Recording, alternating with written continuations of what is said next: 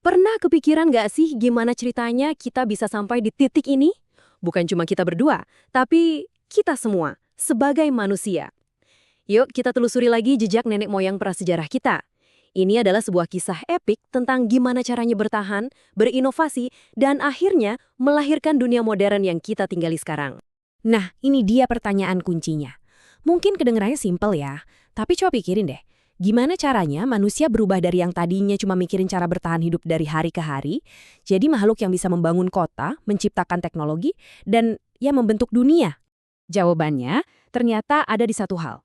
Kemampuan kita buat memecahkan masalah. Setiap tantangan, setiap ancaman justru malah melahirkan inovasi baru, sebuah lompatan besar yang terus mendorong kita maju. Oke, sekarang kita lihat bareng-bareng gimana mereka melakukannya. Oke, perhentian pertama kita mulai dari awal banget nih. Di masa ketika cuma ada satu masalah yang paling penting. Hari ini makan apa ya? Selamat datang di era para pengembara dan pengumpul. Konsep utamanya itu food gathering. Coba bayangin deh, seluruh hidup kamu ditentukan sama apa yang bisa kamu temukan hari itu. Nggak ada jaminan buat makan malam, apalagi buat besok. Belum ada tuh yang namanya pertanian atau peternakan. Pokoknya cuma berburu, mencari, dan mengumpulkan. Nah, karena gaya hidupnya kayak gitu, mereka nggak bisa tinggal di satu tempat. Mereka harus nomaden, terus bergerak. Kalau buah-buahan di satu tempat habis, atau hewan buruannya pindah, ya mereka harus ikut pindah. Hidupnya itu dalam kelompok-kelompok kecil yang solid, di mana setiap orang punya peran penting. Laki-laki berburu, perempuan mengumpulkan, semuanya demi satu tujuan. Kelompok ini harus tetap hidup. Tapi, pelan-pelan ada sesuatu yang fundamental mulai berubah.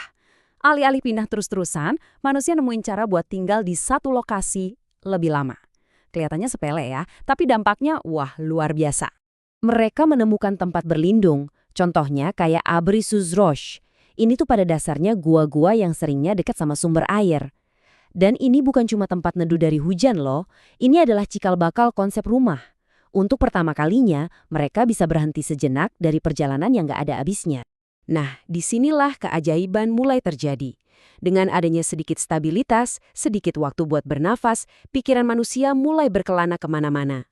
Dan untuk pertama kalinya dalam sejarah, kita nemuin bukti adanya pemikiran abstrak, lukisan-lukisan di dinding gua, dan benih-benih pertama dari sebuah sistem kepercayaan. Kepercayaan ini kemungkinan besar berawal dari sesuatu yang kita semua pernah alami, mimpi. Coba bayangin deh, kamu jadi manusia purba, terus kamu sadar kalau diri kamu bisa ada di tempat lain waktu tubuh kamu lagi tidur. Nah, konsep inilah yang melahirkan gagasan tentang adanya jiwa atau roh yang terpisah dari raga. Dari stabilitas yang semi-permanen ini, lahirlah revolusi berikutnya. Manusia mulai memecahkan masalah paling mendasar dari gaya hidup berburu meramu. Gaya hidup itu ternyata luar biasa nggak efisien. Solusinya, sebuah ide yang benar-benar mengubah dunia, food producing. Daripada cuma ngambil dari alam, gimana kalau kita bisa menciptakan makanan kita sendiri?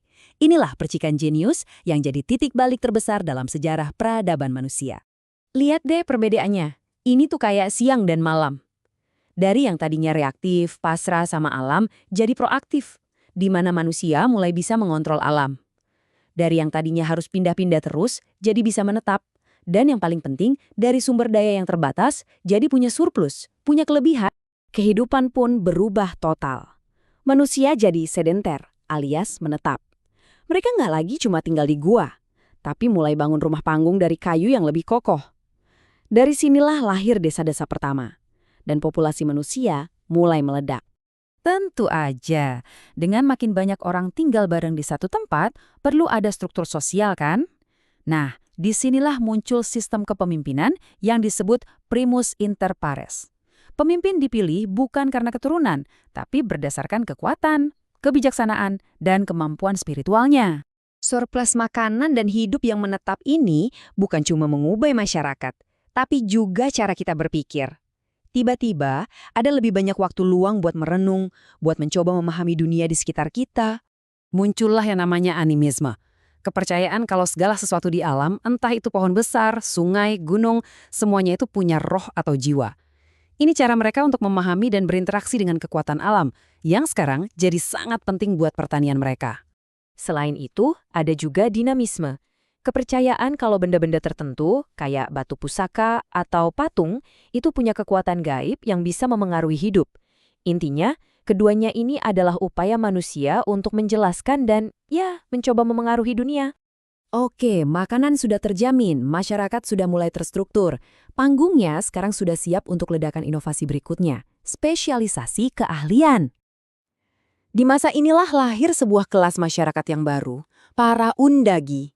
Ini adalah sebutan buat mereka yang punya keahlian khusus. Mereka bukan lagi sekedar petani biasa, mereka adalah para ahli, para pengrajin pertama di dunia. Nah, ini dia kuncinya. Untuk pertama kalinya dalam sejarah, nggak semua orang harus jadi petani. Surplus makanan tadi itu membebaskan sebagian orang buat fokus mengasah keahlian lain. Dari sinilah lahir profesi-profesi pertama. Ada tukang kayu, pandai besi, pembuat gerabah, masyarakat kita jadi jauh lebih kompleks dan beragam.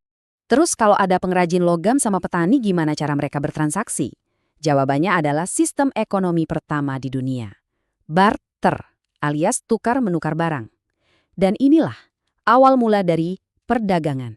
Jadi, setelah kita melalui perjalanan ini, yuk kita rangkum sebentar gimana setiap langkah itu membangun langkah berikutnya dan akhirnya menciptakan fondasi buat dunia kita yang sekarang. Kita bisa lihat kan polanya dengan jelas? Dari bertahan hidup dengan cara nomaden, pindah ke kehidupan semi-menetap yang memicu munculnya kepercayaan. Lalu, boom, revolusi pertanian yang melahirkan masyarakat yang terstruktur. Dan akhirnya, zaman para pengrajin yang menciptakan spesialisasi dan ekonomi. Setiap tahap adalah solusi untuk masalah di tahap sebelumnya. Keren banget kan? Perjalanan ini nunjukin kalau inovasi itu ada di DNA kita. Nenek moyang kita berhasil memecahkan masalah-masalah fundamental kayak kelangsungan hidup, efisiensi, dan kompleksitas. Dan solusi mereka itulah yang membangun dunia kita. Tapi ini membawa kita ke satu pertanyaan terakhir. Di tengah semua teknologi canggih kita sekarang, apakah masalah-masalah mendasar yang kita coba pecahkan hari ini sejatinya masih sama? Coba dipikir.